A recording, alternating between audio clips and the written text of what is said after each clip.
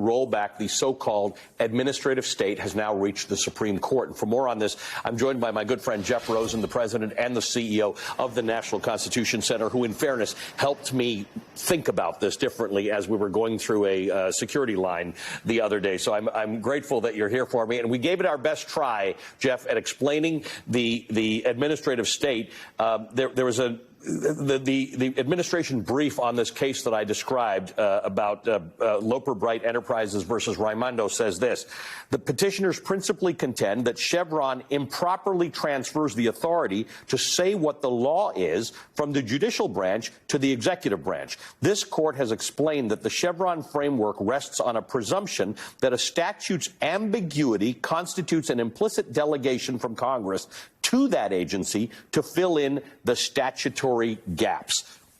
Discuss. Al, you did a great job setting up this crucially important topic, and it was so important to play that speech from Ronald Reagan in 1966, because that reminds us that the effort to roll back the administrative state was the central goal of the Reagan originalist revolution on the Supreme Court. President Reagan, having announced his intentions to roll back the excesses of the Great Society and the New Deal, came to office pledging to appoint originalist justices who would resurrect limitations on the administrative state that had been dormant since the New Deal. And although, as you said, this sounds technical, this in some ways was the central goal of the Reagan judicial revolution. It wasn't initially Roe v. Wade and the culture war issues. It was reigning in the scope of government, as President Reagan said, the tyranny of government, dating back to the founders.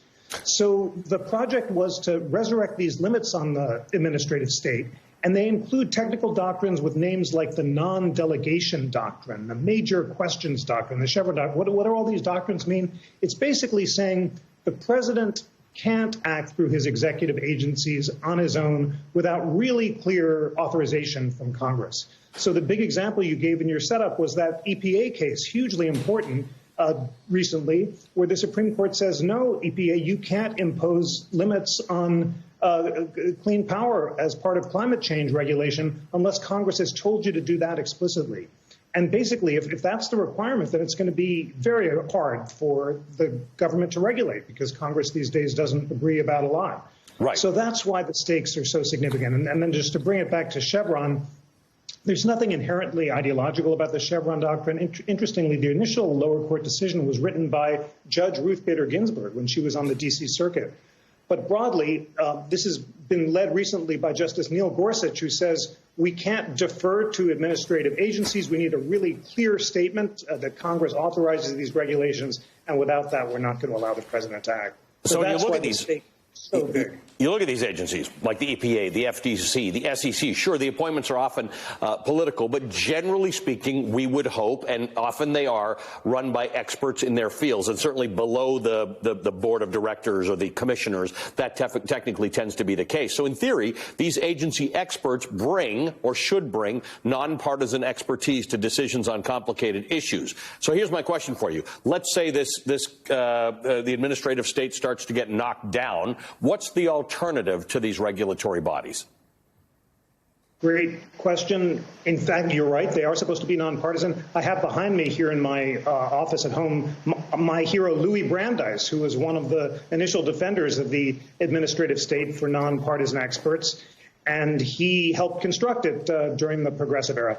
The alternative means that for every regulation, you'd need a supermajority agreement in Congress before you could, say, regulate greenhouse gas, or could impose a vaccine mandate, or lift the eviction moratorium, which were the other things that the Supreme Court has said that the president can't do on his own, or build the wall. I mean, it's important to note this can go both ways. And when you had Trump in office, he was trying through executive orders to build a wall that Congress didn't want him to build. So basically, it just makes it much, much harder for a president reflecting majority will to act. And in practice, it means that we're going to have many fewer regulations. And when it comes to greenhouse gas, much, much harder to regulate climate change, workplace safety, and all sorts of crucial things that the government does.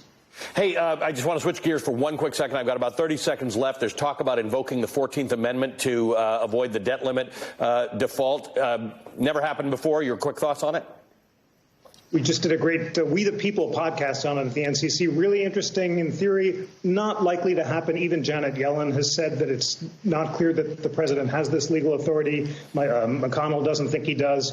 Some legal scholars are urging that the president lift the debt ceiling without authorization from Congress, but it's not at all clear he has the authority to do that. And if he does, then there's likely to be big legal challenges. And, of course, that's the 14th Amendment right there on the screen. The debt of the United States needs to be paid. Jeff, thanks a million. We appreciate this. Jeff Rosen is the president and CEO of the National Constitution Center. All right, straight ahead, I'll be joined by Senator Debbie Stabenow, Democrat of Michigan and member of the Finance and Budget Committee. Another hour of Velshi begins right now.